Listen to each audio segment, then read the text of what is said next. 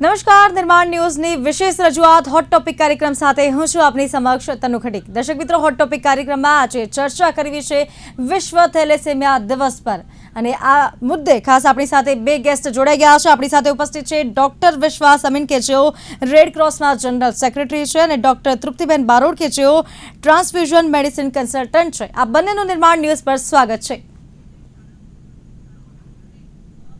जी, शुरुआत करिए पहला तो शो ने कि आज विश्व थेलेसेमिया डे है અને જ્યારે વિશ્વ થેલેસેમિયા દિવસની ઉજવણી થતી હોય છે ત્યારે તેની મુદ્દે ખાસ વાત કરવી જરૂરી છે કે થેલેસેમિયા શું છે અને તેની માટે લોકોને શું જાણવું જોઈએ થેલેસેમિયા રિલેટેડ તે મુદ્દે ખાસ ચર્ચા કરીશું। શરૂઆત કરીએ ડોક્ટર તૃપ્તિબેન, વાત કરીએ થેલેસેમિયા શું છે, પહેલા તો તેને લઈને થોડુંક બ્રીફ આપજો। થેલેસેમિયા એક જીનેટિક ડિસઓર્ડર છે જેમાં હિમોગ્લોબિન ઓછું બને છે। થેલેસેમિયા જે બાળકો હોય છે તેમાં હિમોગ્લોબિનની ઉણપ હોય છે। હિમોગ્લોબિન એક પ્રોટીન છે જે આપણા રેડ સેલ્સમાં હોય છે, જે પૂરા આખી બોડીમાં જેટલા બી ઓર્ગન્સ છે એમાં ઓક્સિજન પહોંચાડવાનું કામ કરે છે। તો જેટલા થેલેસેમિયાના બાળકો હોય છે એમાં ઉણપ હોવાથી હિમોગ્લોબિન ઓછું થઈ જાય છે, જેની લીધે એમાં અનિમિયાની પ્રોબ્લેમ થાય છે અને એના સિમ્પટમ્સ આવે છે એમાં થેલેસેમિયામાં હિમોગ્લોબિનની ઉણપના લીધે। ઓકે ડોક્ટર વિશ્વાસ, થેલેસેમિયાને લઈને શું કહેશો પહેલા? થેલેસેમિયા એક આનુવંશિક રોગ છે કે જે જીનેટિક ડિફેક્ટના કારણે થાય છે અને જીનમાં રંગસૂત્રની જે બંને જોડ માતા અને પિતા તરફથી બાળકને મળતી હોય તો માતા પિતા જો બંને થેલેસેમિયા માઇનર હોય તો આવા બાળકની અંદર 25% ચાન્સ છે કે દરેક પ્રેગ્નન્સીમાં જો માતા અને પિતા બંનેની ખામીયુક્ત રંગસૂત્રની જોડ બાળકમાં આવે છે તો તે બાળકમાં હિમોગ્લોબિન બનાવવા માટે જે જરૂરી રંગસૂત્ર છે તેની બંને જોડ ખામીયુક્ત હોવાથી તે બાળકમાં હિમોગ્લોબિનનું નિર્માણ થઈ શકતું નથી। જેવી રીતે તૃપ્તિબેને કીધું કે ભાઈ હિમોગ્લોબિન એ શરીરમાં જુદી જુદી જગ્યાએ ઓક્સિજન પહોંચાડવા માટે અગત્યનું કામ કરે છે, તો આ બાળકોમાં રંગસૂત્રની બંને જોડ ખામીયુક્ત હોવાના કારણે રક્તકણો બનતા નથી, હિમોગ્લોબિન ઘટી જાય છે, એટલે કે બાળકને એનિમિયા થાય, બાળક ફીકું પડી જાય, વારંવાર માંદું પડે અને રક્તકણ નવા બનતા ન હોવાના કારણે જન્મના લગભગ 2 થી 2.5 મહિના પછી સતત આ બાળકનું હિમોગ્લોબિન ઘટ્યા કરે છે અને ત્યારબાદ પીડિયાટ્રિશિયન ડોક્ટર પાસે માતા પિતા તેને લઈ જાય તો આ બાળકને થેલેસેમિયાનો ટેસ્ટ કરીને જાણી શકાય છે કે આ થેલેસેમિયા મેજર છે। એટલે થેલેસેમિયામાં મુખ્યત્વે 2 છે પ્રકાર।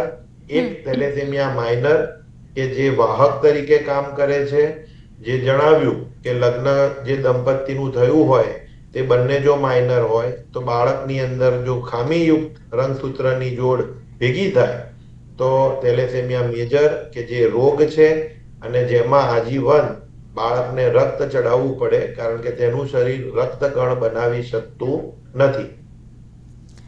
ઓકે, આગળ વાત કરીએ થેલેસેમિયા અને રક્તદાનનો સંબંધને લઈ ખાસ વાત કરવી છે કેમ કે થેલેસેમિયાના દર્દીઓ માટે સુરક્ષિત રક્તદાન સેફ બ્લડ ડોનેશન કેમ અનિવાર્ય છે, શું કહેશો ડોક્ટર તૃપ્તિ? હું એમ જ કહીશ કે રક્તદાન અને થેલેસેમિયા બાળકોનો બહુ જ ગહેરો સંબંધ છે। જેમ આપણે જોયું કે એમાં હિમોગ્લોબિનની ઉણપ હોય છે તો એમને હિમોગ્લોબિન મેન્ટેન કરવું પડે છે, તો હર મહિને એમને કે 2 મહિનામાં 2-3 વાર એમને બ્લડની રિક્વાયરમેન્ટ હોય છે। તો હિમોગ્લોબિન મેન્ટેન કરવા માટે એમને pack red blood cells with એમને net tested blood, leukoreduced blood, safe blood ટ્રાન્સફ્યુઝનની રિક્વાયરમેન્ટ હોય છે કારણ કે એમને ફ્રીક્વન્ટ બ્લડ ટ્રાન્સફ્યુઝન હોય છે, તો એમને સેફ બ્લડ મળે તે માટે અમે પ્રેફરન્સ આપીએ છીએ કે જેવું હિમોગ્લોબિન થેલેસેમિયા ડિટેક્ટ થાય એવું જ અમે એક્સટેન્ડેડ ફિનોટાઇપિંગ કરાવીએ છીએ, જેથી એમનું એક્સટેન્ડેડ ફિનોટાઇપિંગમાં એમના એન્ટીજન અને એન્ટીબોડી કેટલા છે તેના પ્રકાર મળી શકે અને પછી એ મેચિંગ બ્લડ અમને મેળવી શકાય। તો એના ડોનર બી આપણે એનું લિસ્ટ બનાવી શકીએ કે એના મેચિંગ એનું કેટલું બ્લડ હોય છે, એટલે એના જે ડોનર છે પર્ટિક્યુલર ડોનર એ આપણે પ્રોવાઈડ કરાવી શકીએ, એની શોધ કરી શકીએ। અને રેગ્યુલર રક્તદાન બહુ જ ઇમ્પોર્ટન્ટ છે કારણ કે જેમ કે અત્યારે ઉનાળો છે, ગરમી છે, તો રક્તદાન ખૂબ ઓછું થઈ જાય છે કારણ કે બધાને એમ હોય છે કે મને ચક્કર આવી જશે લેકિન હિમોગ્લોબિન જે થેલેસેમિયાના બચ્ચાઓ છે જેમનું હિમોગ્લોબિન તો સીઝન વાઇઝ ઓછું થતું નથી, તો એમને ફ્રીક્વન્ટ બ્લડ ટ્રાન્સફ્યુઝનની રિક્વાયરમેન્ટ હોય છે। તો હું એટલું જ કહીશ કે એમના માટે બ્લડ ડોનેટ કરો અને બ્લડ રિક્વાયરમેન્ટ એમને એવરી મંથમાં 2-3 વાર, એવા તો કેટલાય બાળકો હોય છે જેમની બ્લડની રિક્વાયરમેન્ટ હોય છે, તો બ્લડ ડોનેશન કરવું એ બહુ જ અનિવાર્ય છે. તો જેટલા બી ડોનર્સ છે એને હું અપીલ કરીશ કે પ્લીઝ તમે નિયર બાય કોઈ બી બ્લડ સેન્ટર હોય ત્યાં જાઓ અને રક્તદાન કરી થેલેસેમિયા બાળકોની જિંદગી બચાવવામાં એમને યોગદાન આપો. જી અને ખાસ કરીને એક થેલેસેમિયા મેજર જે બાળકને મહિનામાં કેટલી વાર બ્લડ ચડાવવું પડે, ડોક્ટર વિશ્વાસ, સતત બ્લડ ટ્રાન્સફ્યુઝનની શરીરમાં આયન વધવાની જે સમસ્યા તેની સામે કઈ રીતે લડી શકાય? થેલેસેમિયાના બાળક જ્યારે નાના હોય છે એટલે કે જેની ઉંમર 10 વર્ષથી નાની છે તો તેની જરૂરિયાત લગભગ મહિનામાં 1 યુનિટ રક્તની રહેતી હોય છે. પણ જેમ જેમ બાળક મોટું થતું જાય તે પ્રમાણે એટલે અમારો અનુભવ એમ કે છે કે જો એની ઉંમર 10 વર્ષથી વધુ છે તો તેવા બાળકોને મહિનામાં 2 અને કોઈકને 3 વખત પણ બ્લડ ટ્રાન્સફ્યુઝન કરવું પડતું હોય છે. અને થેલેસેમિયાના બાળકોને અમે એ રીતે સલાહ પણ આપીએ છીએ. એમના પીડિયાટ્રિશિયન ડોક્ટર પણ સલાહ આપે છે કે તેમણે નિયમિત સમયાંતરે બ્લડ ચડાવી દેવું જોઈએ અને તેમનું હિમોગ્લોબિન 10 ગ્રામ જેટલું રહે એ એમનો ટાર્ગેટ હોવો જોઈએ. એટલે બાળકને સલાહ આપવામાં આવે છે કે તારે હિમોગ્લોબિન 10 ગ્રામ પર્સન્ટેજ એટલે કે 10 ગ્રામ જેટલું મેન્ટેન રાખવું હોય તો એના માટે એની જરૂરિયાત પ્રમાણે જો બાળક 10 વર્ષથી નાનું હોય તો એને મહિનામાં 1 વખત અને 10 વર્ષથી મોટું હોય તો 2 થી 3 યુનિટ બ્લડ ટ્રાન્સફ્યુઝ કરવાથી એ આ ટાર્ગેટ મેન્ટેન કરી શકે છે. જી અને ખાસ કરીને જે એક થેલેસેમિયા ગ્રસ્ત જે બાળકો છે તેમને કઈ કઈ બાબતોનું ધ્યાન દેવું જોઈએ બાળકો માટે, ડોક્ટર તૃપ્તિ? થેલેસેમિયા બાળકોને પોતાને જેમ વિશ્વાસભાઈએ કીધું કે આપણે હિમોગ્લોબિન મેન્ટેન રાખવું જોઈએ તો દર મહિને 15 દિવસે હિમોગ્લોબિન ચેક કરાવવું જોઈએ. CBC જે ટેસ્ટ છે કમ્પ્લીટ બ્લડ કાઉન્ટને રેગ્યુલર ચેકઅપ કરાવવું જોઈએ. પ્લસ રોજ રેગ્યુલર મતલબ મહિનામાં 1-2 વાર બ્લડ ચડાવવાથી આયન ઓવરલોડ થાય છે તો એ ના થાય એના માટે બી એમને જોવું પડે કે આયન ઓવરલોડ ફેરિટીન છે એ બધા ટેસ્ટ કરાવવા જોઈએ. અને નિયર બાય જે બી બ્લડ સેન્ટરથી એ બ્લડ લેતા હોય તો તેમને જોવું જોઈએ કે મને net tested leukoreduced safe blood transfusion extended phenotype matching અને ફ્રેશ બ્લડ એ પ્રોવાઈડ થાય એવું એમને ધ્યાન રાખવું જોઈએ જેથી એમને હિમોગ્લોબિન બી ઇમ્પ્રુવ થાય. એમની બોડીમાં જે સાઇડ ઇફેક્ટ્સ છે લાઇક એલ્યુમિનાઇઝેશન એ બધા જે ચાન્સીસ છે રિએક્શન આના ચાન્સીસ ખૂબ ઓછા થઈ જાય છે. તો અને એમને વારંવાર એમની ફિઝિકલ એક્ટિવિટી બધી કરી શકે છે. બસ એમને જો ટેસ્ટ છે મેં કીધા છે રાખવા જોઈએ. બાકી નોર્મલ જે ખાવાનું છે બધું જે ખાઈ શકે છે, નોર્મલ લાઈફ બી જીવી શકે છે. જી ડૉક્ટર વિશ્વાસ, થેલેસેમિયા જે ખાસ બાળકોને હોય છે તેમને બ્લડ રિલેટેડ બીમારી થવાના પણ ઘણા ચાન્સીસ છે, HIV હોય કે પછી બીજી કોઈ બીમારી, તો તેવામાં કઈ રીતે સાવચેતી રાખવી? હવે આ થેલેસેમિયાના દરેક બાળકોને હેપેટાઇટિસ બી માટેનો વેક્સિનેશન અમે તો બાળક રજીસ્ટર કરાવે ત્યારે જ કરાવી દઈએ છીએ કે દરેક બાળકે હેપેટાઇટિસ બી સામેની વેક્સિન લીધેલી હોવી જોઈએ. બીજું હેપેટાઇટિસ સી અને HIV ટ્રાન્સમિશન માટે અમે એમને રિક્વેસ્ટ કરતા હોઈએ છીએ કે બને ત્યાં સુધી જે બ્લડ સેન્ટર સાથે તેઓ એસોસિએટ થયા હોય ત્યાંથી જ રક્ત લેવાનો આગ્રહ રાખે. જુદી જુદી જગ્યાએથી બ્લડ લેવાનો આગ્રહ ન રાખે. ક્યાંક બહારગામ જવાનું હોય તો બ્લડ ટ્રાન્સફ્યુઝન લઈને બહારગામ જાય અથવા તો બહારગામથી આવ્યા પછી એ બ્લડ ટ્રાન્સફ્યુઝન લઈ લે, પરંતુ અજાણ્યા શહેરમાં અજાણી જગ્યાએ બ્લડ ટ્રાન્સફ્યુઝન સ્વીકારવાનો તેઓએ આગ્રહ ન રાખવો જોઈએ. આનું કારણ એ છે કારણ કે દર 1000 એક વ્યક્તિ HIV, હેપેટાઇટિસ બી કે હેપેટાઇટિસ સી નું સંક્રમણ ભારત દેશમાં ધરાવે છે. તો જે રક્તદાતાઓ છે એમાં પણ 1001 કે 2 વ્યક્તિઓ જો HIV, હેપેટાઇટિસ બી, હેપેટાઇટિસ સી પોઝિટિવ હોય તો ઘણી વખતે વિન્ડો પીરિયડના કારણે આવા જે ઇન્ફેક્શન છે એ ડિટેક્ટ નથી થઈ શકતા અને અજાણતા થેલેસેમિયાનું બાળક કે જેને વારંવાર રક્ત ચડાવવું પડતું હોય, વર્ષે 24 થી 25 યુનિટ રક્ત ચડતા હોય ત્યારે આ પ્રકારના સંક્રમણ એમને થવાની શક્યતા વધી જાય છે. એટલે અમે થેલેસેમિયાના બાળકોને રિક્વેસ્ટ કરીએ છીએ કે લાયસન્સ બ્લડ બેંકમાંથી બ્લડ લેવાનો આગ્રહ રાખો. શક્ય હોય ત્યાં સુધી એક જ બ્લડ સેન્ટરમાંથી બ્લડ લેવાનો આગ્રહ રાખો. આ ઉપરાંત ઘણા જે બાળકો નાના છે તે બાળકો માટે અમે એક ડોનર પૂલ એવું ઊભું કરેલું છે કે એક બાળકને નિયત 10 કે 15 વ્યક્તિઓ જ રક્ત આપતી હોય, જેથી કરીને એ બાળકમાં મલ્ટિપલ લોકોના એક્સપોઝર નથી થતા, એન્ટીબોડી ડેવલપમેન્ટના ચાન્સીસ રિડ્યુસ થઈ જાય છે અને એ બાળકને આ 15 વ્યક્તિઓનું જ બ્લડ ચડતું હોવાથી HIV, હેપેટાઇટિસ બી કે હેપેટાઇટિસ સી જેવા સંક્રમણ થવાની શક્યતા ખૂબ જ ઘટી જાય છે. આજે વર્લ્ડ રેડક્રોસ ડે પણ છે. અમે રેડક્રોસ પરિવાર વતી સમગ્ર રક્તદાતાઓનો આભાર માનીએ છીએ કે તેઓ ઉદાર મને રક્તદાન કરે છે, જેના કારણે થેલેસેમિયા અને અન્ય જરૂરિયાતમંદોને આપણે રક્ત આપી શકીએ છીએ. ત્યારે થેલેસેમિયાના બાળકોને પણ એક રિક્વેસ્ટ કરીએ છીએ કે જો તેઓ તેમના માટેનું એક આવું ડોનર પૂલ તેમના પરિચિત અથવા તો સગાવાલા અથવા તો ફ્રેન્ડ સર્કલમાંથી ઊભું કરે તો એ લોકોને HIV, હેપેટાઇટિસ બી કે હેપેટાઇટિસ સી નું સંક્રમણ થવાના ચાન્સીસ ખૂબ જ ઘટી જાય છે. અને હવે થેલેસેમિયાના બાળકોને સરકાર શ્રી તરફથી આયન ચિલેશન ફ્રી ઓફ કોસ્ટ મળે છે, પીડિયાટ્રિશિયન ડોક્ટરની સારવાર મળે છે. અંતરિયાળ વિસ્તારમાં પણ રક્તની ઉપલબ્ધિ હવે એટલો મોટો પ્રશ્ન રહ્યો નથી. ત્યારે વધારે લાંબી લાઈફ જીવવાની છે એ લોકોએ તો HIV, હેપેટાઇટિસ બી કે હેપેટાઇટિસ સી જેવા સંક્રમણ સાથે આ રોગની સામે લડવું એના કરતા જો સુરક્ષિત રક્ત રેગ્યુલર વોલન્ટરી બ્લડ ડોનર પાસેથી જ એવો મેળવે તો લાંબુ આયુષ્ય અને સારું આયુષ્ય એ લોકો એન્જોય કરી શકે. એના માટે હવે આપણે થેલેસેમિયા બાળકોને ગાઈડ કરવાનો સમય છે.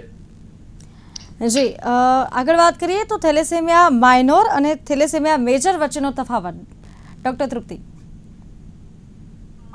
જેમ પહેલા જ કીધું વિશ્વાસભાઈ કે થેલેસેમિયા 2 ટાઈપના હોય છે, થેલેસેમિયા માઇનર, થેલેસેમિયા મેજર અને થેલેસેમિયા ઇન્ટરમીડિયેટ 3 ટાઈપના હોય છે. તો મૂળની થેલેસેમિયા માઇનર હોય છે એ કેરિયર હોય છે.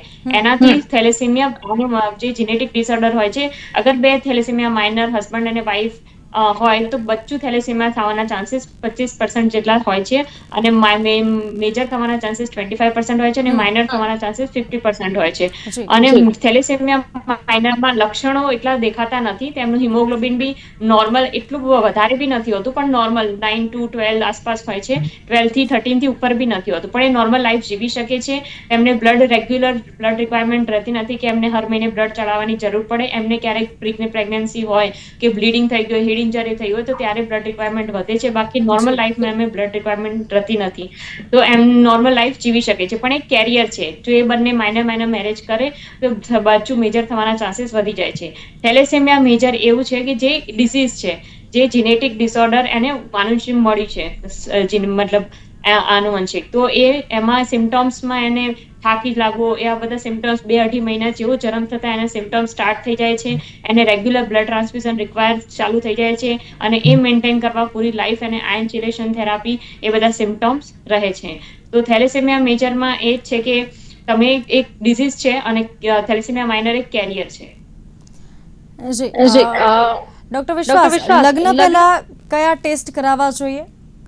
2 લોકો જ્યારે લગ્ન કરે છે ત્યારે ખાસ કરીને ઘણા બધા ટેસ્ટ તો કરાવવા જોઈએ, પરંતુ થેલેસેમિયાને લગતા એવા કયા ટેસ્ટ છે જે કરાવી શકાય? લગ્ન પહેલા આપણે જો કરાવવા હોય તો ઘણા બધા ટેસ્ટ છે, પરંતુ આજે થેલેસેમિયા ડે પર આપણે થેલેસેમિયા રિલેટેડ વાત કરીએ કે થેલેસેમિયા એ અટકાવી શકાય એવો રોગ છે.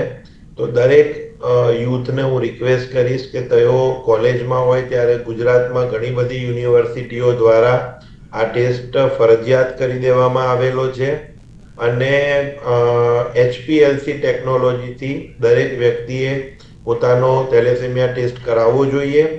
અને આ ટેસ્ટના કારણે તે વ્યક્તિ નોર્મલ છે કે થેલેસેમિયા માઇનર છે તે આપણને ખબર પડી જાય છે.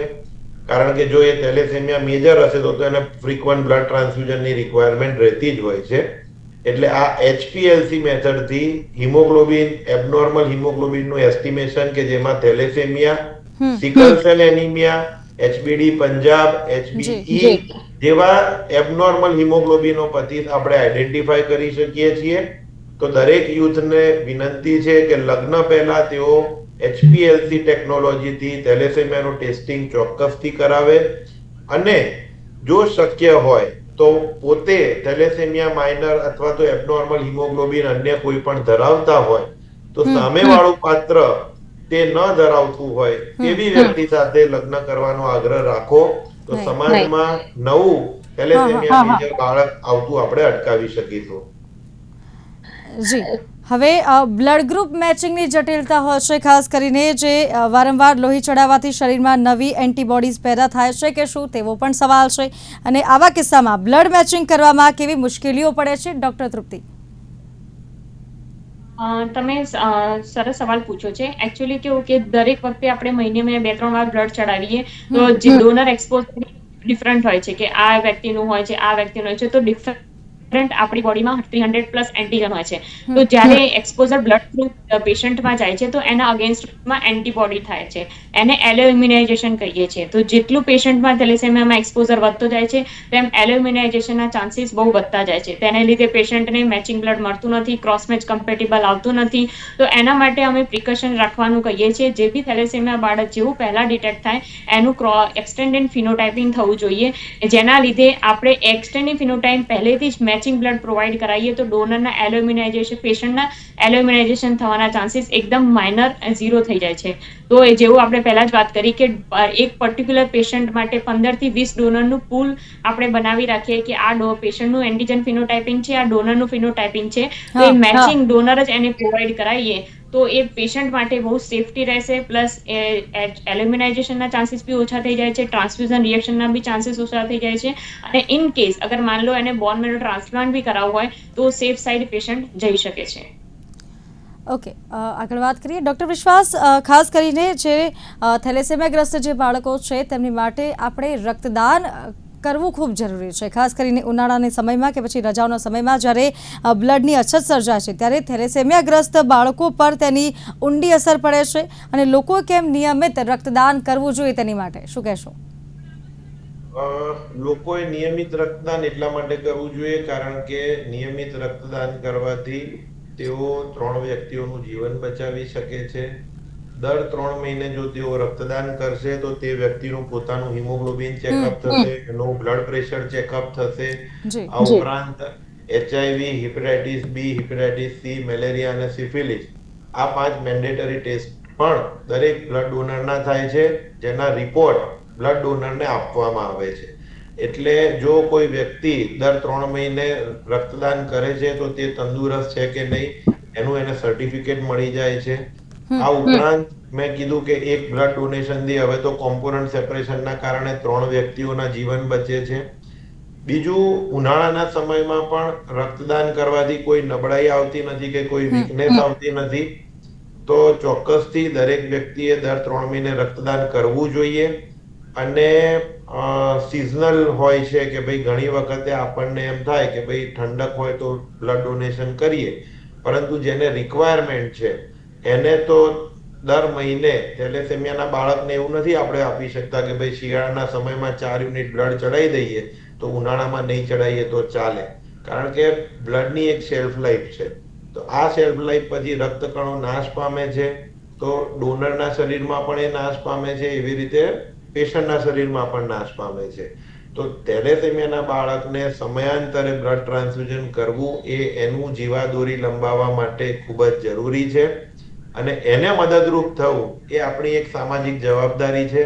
ભગવાને આપણને સારી હેલ્થ આપેલી છે, તો આપણે નિયમિત રક્તદાન કરીએ કે જેથી આપણને કોઈ નુકસાન નથી થતું અને કોઈકનું જીવન બચતું હોય તો આપણે ચોક્કસથી દર 3 મહિને રક્તદાન કરવું જોઈએ. જી, ડૉક્ટર તૃપ્તિ, જો માતા પિતા બંનેને થેલેસેમિયા માઇનર હોય તો બાળકને થેલેસેમિયા મેજર થવાની શક્યતા કેટલી, અને શું ગર્ભાવસ્થા દરમિયાન આનું નિદાન શક્ય છે? થેલેસેમિયા માઇનર જો પતિ પત્ની હોય તો તેના બાળકને થવાના ચાન્સીસ 25% મેજર થવાના ચાન્સીસ હોય છે, 50% માઇનર થવાના ચાન્સીસ હોય છે અને 25% નોર્મલ થવાના ચાન્સીસ હોય છે. પણ મેક્સિમમ ચાન્સીસ હોય છે કે થેલેસેમિયા માઇનર હોય તો મેજર બાળક વધી જાય છે ચાન્સીસ. પ્રેગ્નન્સી દરમિયાન આપણે એને ટ્રીટ કરી શકીએ, ટેસ્ટિંગ કરાવીને એને ડિટેક્ટ કરી શકીએ છીએ. પ્રેગ્નન્સી ડ્યુરિંગ અગર તમને લાગે કે મારે થેલેસેમિયા માઇનર છે, જો તમે લગ્ન પહેલા ટેસ્ટ નથી કરાવ્યો તો અને ડ્યુરિંગ પ્રેગ્નન્સી તમે ટેસ્ટ કરાવો છો અને બંને ડિટેક્ટ આવે છે તો બાળકને છે કે નહીં તે માટે તમે પ્રીનેટલ જેનેટિક ટેસ્ટિંગ કરાવી શકો છો, એમ્નિયોસેન્ટેસ ટેસ્ટ આવે છે એ કરાવી શકો છો, અને કોરોનિક વિલસ સોનોગ્રાફી એ બી તમે કરાવી શકો છો. CBS તરીકે કહેવાય છે. એ તમે ત્રણેય ટેસ્ટ કરાવી શકો છો અને ત્રણેય ટેસ્ટમાંથી ગમે તે એક કરાવીને તમે ડિટેક્ટ કરી શકો છો કે થેલેસેમિયા મેજર બાળકને હોય શકે કે નહીં હોય.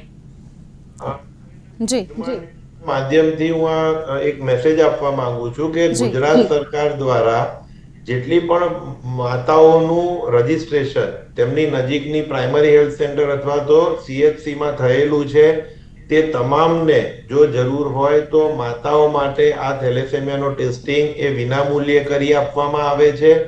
જો માતા માઇનર હશે તો તેના હસબન્ડનું સેમ્પલ લઈને એનો ટેસ્ટ પણ કરી આપવામાં આવશે અને જો માતા પિતા બંને થેલેસેમિયા માઇનર હશે તો ગર્ભસ્થ શિશુની તપાસ પણ વિનામૂલ્યે થાય તેવી ગુજરાત સરકાર દ્વારા એક જોગવાઈ ઊભી કરવામાં આવેલી છે. તો મહત્તમ લોકો આનો લાભ લે અને માતા પિતા બંને થેલેસેમિયા માઇનર હોય તો ગવર્મેન્ટ સેટઅપની અંદર અથવા તો સરકારે નક્કી કરેલા સેન્ટર ઉપર, જેમાંનું એક centre Red Cross Gujarat state branch છે, ત્યાં આગળ તમે તમારા બાળકની આ તપાસ કરાવી શકો છો, જાણી શકો છો કે ગર્ભમાં રહેલું બાળક થેલેસેમિયા માઇનર છે, મેજર છે કે નોર્મલ છે અને તમે નવા આવતા થેલેસેમિયા મેજર બાળકનો જન્મ લીગલી અટકાવી શકો છો. જી ડૉક્ટર તૃપ્તિ, આપને પૂછવા માંગીશ કે શું બ્લડ ટ્રાન્સફ્યુઝન સિવાય થેલેસેમિયાનો કોઈ કાયમી ઇલાજ જેમ કે બોન મેરો ટ્રાન્સપ્લાન્ટ શક્ય છે કે કેમ, અને તેમાં ટ્રાન્સફ્યુઝન મેડિસિનનો શું રોલ હોય છે? જો અગર તમે પહેલેથી જ પ્લાન કર્યો હોય, જેવું ડિટેક્ટ થાય એવું પ્લાન કર્યો કે મારે બોન મેરો ટ્રાન્સપ્લાન્ટ કરાવવું છે, તો તમે તેને કમ્પ્લીટલી ટ્રીટમેન્ટ આપી શકો છો. અને બોન મેરો ટ્રાન્સપ્લાન્ટ એક પરમેનન્ટ ક્યોર છે થેલેસેમિયા બચ્ચાઓ માટે, પણ એની બી એક લિસ્ટ છે કે કેટલા પહેલા આપણે ડિટેક્ટ કરી શકીએ અને કેટલું એને ઝડપથી ટ્રાન્સપ્લાન્ટ સ્ટાર્ટ કરી શકીએ. કેમ કે અમુક ઉંમર પછી 8-10 વર્ષ પછી આપણે એને બ્લડ મેરો ટ્રાન્સપ્લાન્ટ માટે ઇન્ડિકેટ નથી કરતા. તો અગર પહેલા ડિટેક્ટ થઈ ગયું અને પહેલા જ એને ટ્રાન્સપ્લાન્ટ માટે એને પેશન્ટને સેફ બ્લડ આપ્યું, જેમ કે લ્યુકોડિફ્યુઝેટેડ irradiated blood, then net tested blood, એ બ્લડ પહેલેથી સેફ બ્લડ આપણે પ્રોવાઈડ કરાવીએ તો એને ટ્રાન્સપ્લાન્ટમાં સક્સેસના ચાન્સીસ વધી જાય છે. ટ્રાન્સફ્યુઝન મેડિસિનનો ખૂબ મોટો રોલ હોય છે બોન મેરો ટ્રાન્સપ્લાન્ટમાં, કારણ કે જેમ આપણે વાત કરી કે સેફ બ્લડ, જેમાં HIV, HBC, HCV, syphilis, malaria એ આપણે ફ્રી બ્લડ આપવાનું હોય છે, જેમાં એટલે કે નેટ ટેસ્ટેડ બ્લડ હોવું જોઈએ. લ્યુકો રિડ્યુસ બ્લડ, જેમાં લ્યુકોસાઇટ્સ ઓછા કરીએ છીએ, એક પ્રક્રિયા હોય છે લ્યુકો રિડ્યુસ બેકની, એમાં લ્યુકોસાઇટ્સ ઓછા થઈ જાય છે જેથી એલ્યુમિનાઇઝેશનના ચાન્સીસ, ટ્રાન્સફ્યુઝન રિએક્શનના ચાન્સીસ ઓછા હોય છે. તો જે બાળકને થેલેસેમિયાને બોન મેરો ટ્રાન્સપ્લાન્ટ હોય તેને આપણે નેટ ટેસ્ટેડ, લ્યુકો રિડ્યુસ, ઇરેડિયેટેડ, જે ઇરેડિયેશન બ્લડ આપણે પ્રોવાઈડ કરીએ તો ટ્રાન્સફ્યુઝન અસર GVHD થવાના ચાન્સીસ બી ઓછા થઈ જાય છે. તો એ ઇરેડિયેશન આપણે બ્લડ પ્રોવાઈડ કરીએ છીએ, પ્લસ એક્સટેન્ડેડ ફિનોટાઇપિંગ, એ મેચ બ્લડ આપણે પ્રોવાઈડ કરાવવું જોઈએ. તો એને ટ્રાન્સફ્યુઝન મેડિસિનનો રોલ એટલા માટે છે કે એ સેફ બ્લડ તમે જ્યારે પેશન્ટ થેલેસેમિયાનું આવે તો જેવું એનું ટ્રાન્સપ્લાન્ટ ઇન્ડિકેશન હોય, તમે ટ્રાન્સફર મેડિસિન સાથે વાત કરો, એને બેસો, એની સાથે તમે ડિસ્કસ કરો કે આ પેશન્ટને આપણે કેવી રીતના સેફ ટુ સેફ ટ્રાન્સફ્યુઝન આપી અને ટ્રાન્સપ્લાન્ટને સક્સેસ બનાવી શકીએ છીએ.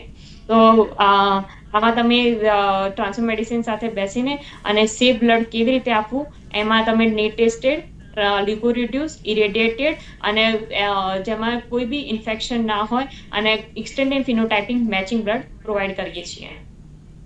જી ડૉક્ટર વિશ્વાસ, થેલેસેમિયા મુક્ત સમાજ બનાવવા માટે આપણા દર્શકોને શું અપીલ કરશો?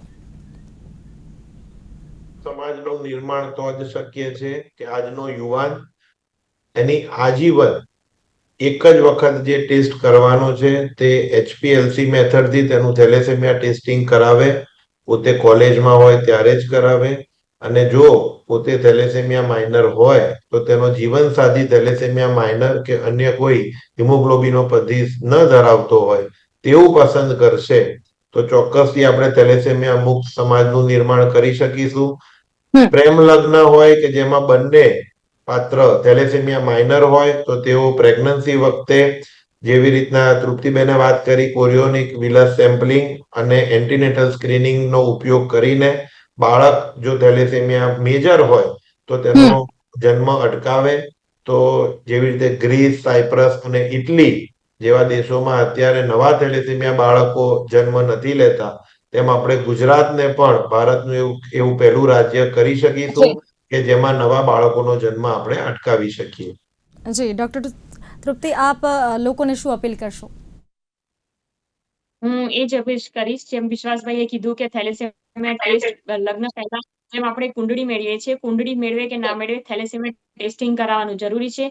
એવરી કોલેજ યુનિવર્સિટીમાં મેન્ડેટરી હોવો જોઈએ કે થેલેસેમિયા ટેસ્ટિંગ એડમિશન ટાઈપે જ થઈ જાય. પ્લસ તમે ડોનેશન કરો, રેગ્યુલર બ્લડ ડોનેશન કરવાથી તમે એકની જિંદગી બચાવી શકો છો. તો ઓલવેઝ રેગ્યુલર ડોનેશન તમારા બેનિફિટ માટે બી છે અને પેશન્ટને જિંદગી બી આપે છે. તો થેલેસેમિયા મુક્ત સમાજ બનાવવા માટે હું એટલું જ અપીલ કરીશ કે જેટલું તમે અવેરનેસ, સ્ક્રીનિંગ અને ડોનેશન એ ત્રણેય વાતોને ધ્યાનમાં રાખશો તો થેલેસેમિયા મુક્ત સમાજ જ નહીં, પૂરું ભારત બની શકશે. અને હું એ જ કહીશ, રક્તદાન એક દાન નથી પણ કોઈની જિંદગી બચાવવાનું મહાન દાન છે. તો પ્લીઝ આજે જ તમે ડોનેટ કરો અને એક ડોનેટ કરી તમે 3 જિંદગી બચાવો. ડૉક્ટર વિશ્વાસ, ડૉક્ટર તૃપ્તિ, આપ બંને અમારી સાથે જોડાયા તે બદલ આપ બંનેનો ખૂબ ખૂબ આભાર. તો હાલ કાર્યક્રમ હોટ ટોપિકમાં બસ આટલું જ. મને આપશે રજા. નમસ્કાર.